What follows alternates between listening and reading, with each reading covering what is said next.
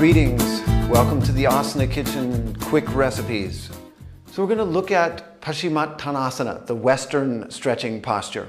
Just like in the standing postures you keep re-establishing samastitihi again and again.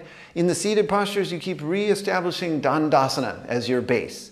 So from dandasana, reach forward and catch your big toes. And when you catch, it's a snug wrapping around. Seventh position, before eighth position, which is the state of the asana. This is a very important position, and the legs are already, you already know what to do with the legs because of dandasana. You're reaching through the heels, through the mounds of the toes, planting the thighs firmly, and to the best of your ability, getting that forward bend to come from the tipping of the pelvis. Forward. Plant the thighs, lift up the navel, lift up the chest, get that full length, then exhale forward, bending the elbows out to the side and elongating as you drop down. And remember, you have your fingers wrapped around your big toes so that you can pull. And as you pull, the feet reach away.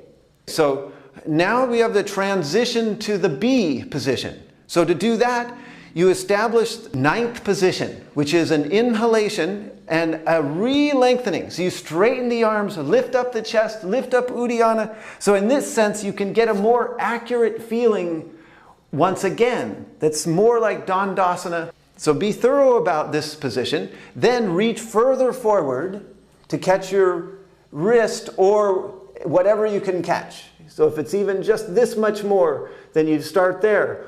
And eventually more and more until you get the wrist. And then there's another breath in even to elongate once again and re-establish the setup. Wow, the life through the legs, the length through the spine. Breathing in, opening the chest, then exhale down. So you've got the legs planted, firm thighs, Uddiyana Bandha lifting up, gently elongating and releasing the whole torso downwards from the base along the length of the spine through the crown.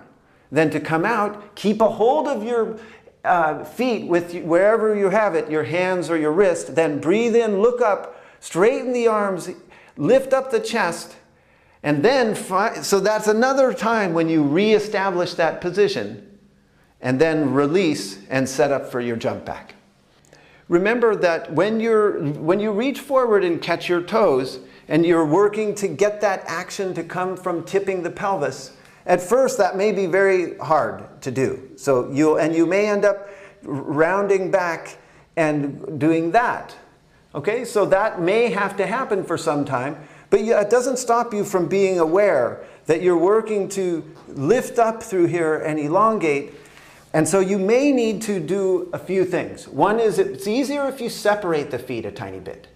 It's also easier if you bend the knees a tiny bit. And it could be that you can't catch your toes even yet. So you might be more catching here or using a tie. Thank you for joining me for the Asana Kitchen Quick Recipes Paschimottanasana.